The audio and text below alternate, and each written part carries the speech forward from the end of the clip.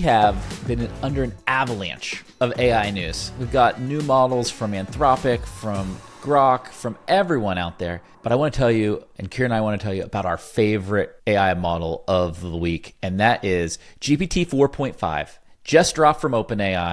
It's got the vibes, it looks amazing, it works amazing, and we are less than 24 hours with this model, and we love it. The big picture here, though, is that GPT 4.5 has the best vibes of any model. Kieran, you're all in this is your vibe AI era. Why does GPT 4.5 have the vibes? We have all the intelligence we need. We want to do certain tasks with the AI. So how do we choose the one we want to hang out with? It's the one you vibe with, right? No different from how you decide what colleague you want to hang out with. But what's interesting, Kieran, is one of the tests that I keep seeing is like the hand-drawn test. Do you know what I'm talking about? Where you ask a model to replicate a drawing. Yeah, the creative part, I think, is the story here. So if you look at the new ChatGPT 4.5 GPT 4.5 model, it's just very creative and very high taste. And so Aiden here on Twitter asked it to redraw this hand drawing, and it asked 4.5, the new 4.5 model, the newer Sonnet, and the Grok 3 model. I don't know if you've seen this, Kieran. This is the newer Sonnet, so Claude Sonnet 3.7. This is how it redrew that model. Not very good, right? This is how Grok 3 did it. Much better, but like it kind of looks like reindeers like hanging out in a circle. And this is the Chat GPT 4.5.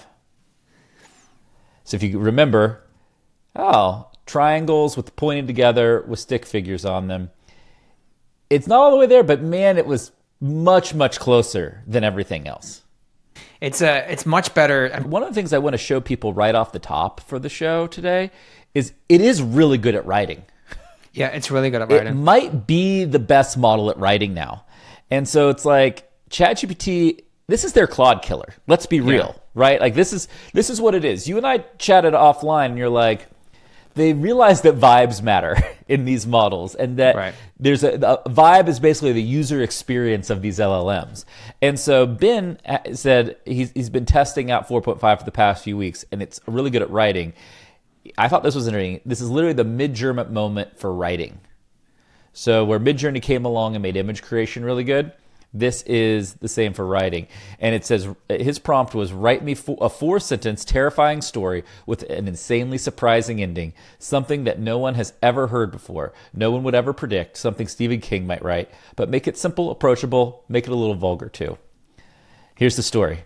Late at night, alone in my shitty apartment, I heard whispers sliding out from under the fridge, soft, wet voices promising they'd crawl inside me, hollow me out, and wear me like pajamas.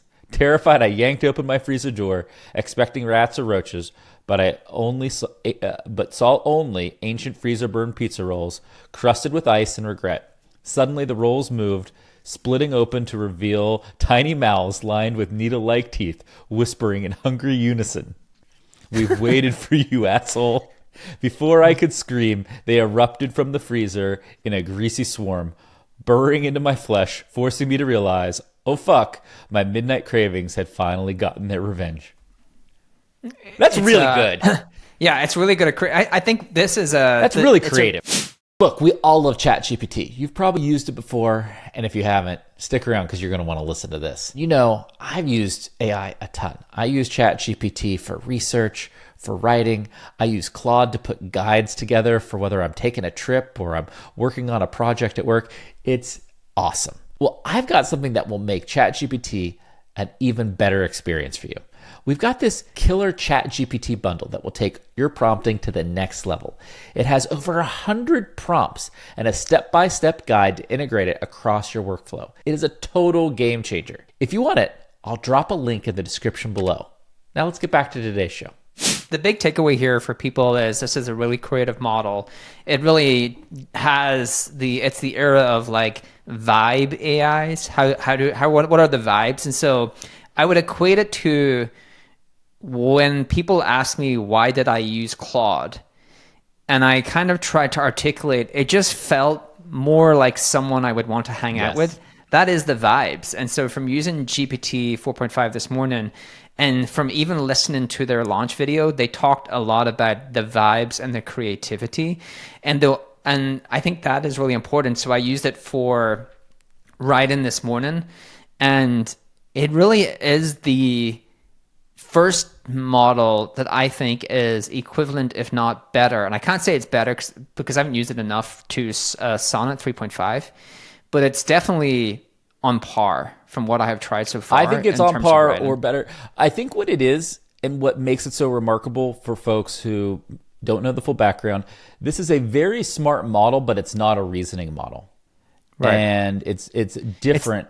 It's different than those reasoning models that take lots of times to think.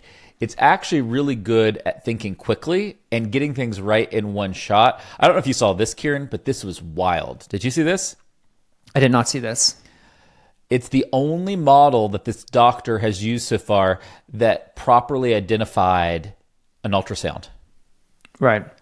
That this was an ectopic pregnancy, and all the other models just thought it was a normal pregnancy. And he was talking about how remarkable that breakdown is, in that, like, it didn't do any reasoning, it didn't have to think, it actually got it right on the very first try, which is wild. Yeah. But in line with this tweet from Aaron Levy, Kieran, where they've been testing 4.5 versus 4.0 at Box with a bunch of data sets, and they found a 19% improvement in single shot or first attempt tasks. Like, it's way better at getting the right answer on the first time, the first shot. It understands the world better. And the point that you made, just to reemphasize the point you made, it's a new base model.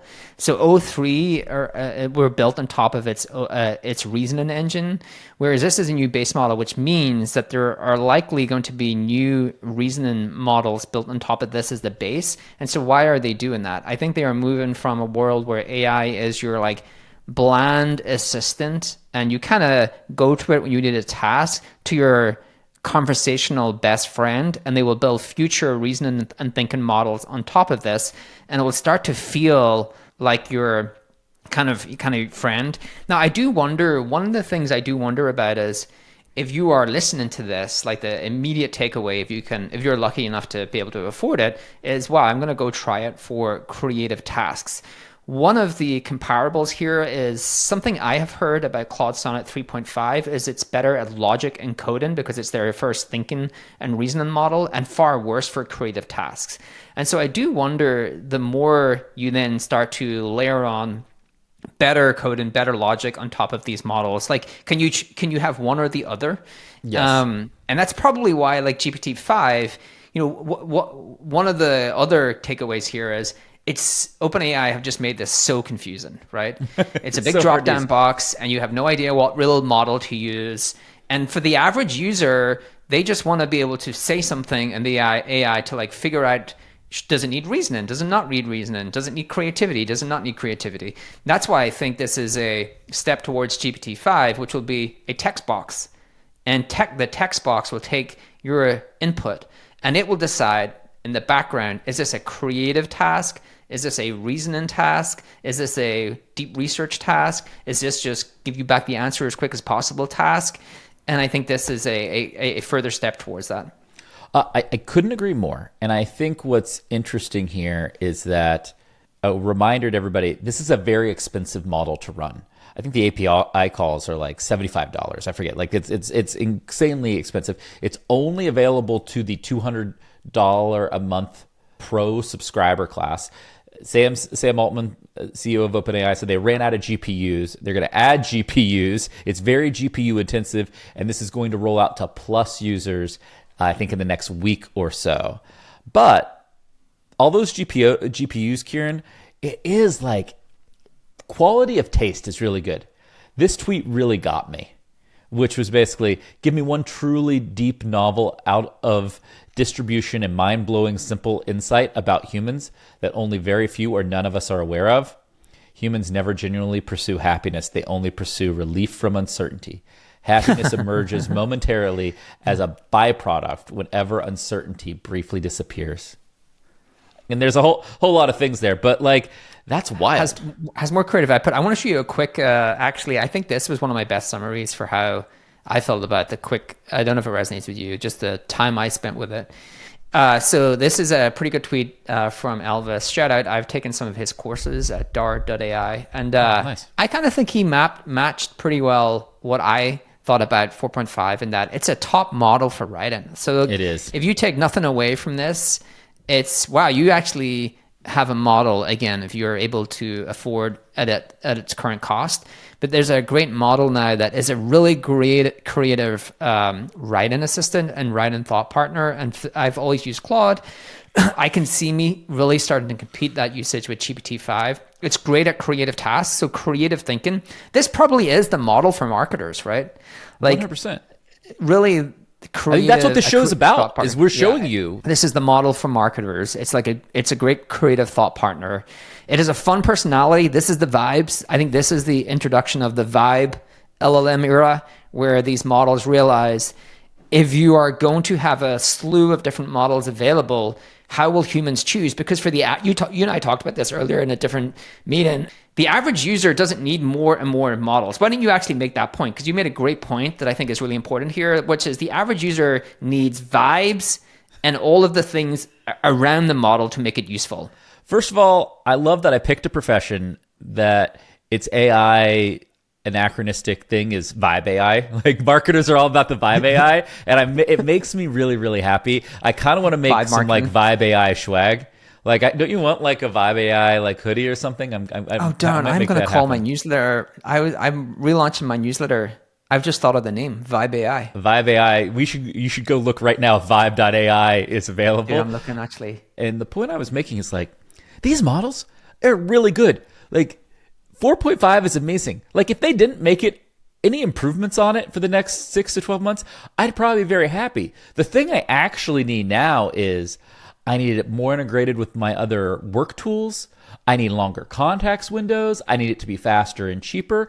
I don't Bigger need, context like, windows. Yeah, I don't need these crazy high performance models. I can do most of the things I need to do with what we already have. And I know we're on a race to 10x from here, and that is insane to me. The average user does not need more intelligence. They need it to be more functional and integrated into what they want to do. And they need to cool vibes. I do agree they need to cool vibes because ultimately what they're trying to do is have a singular model that you want to hang out with and do work with.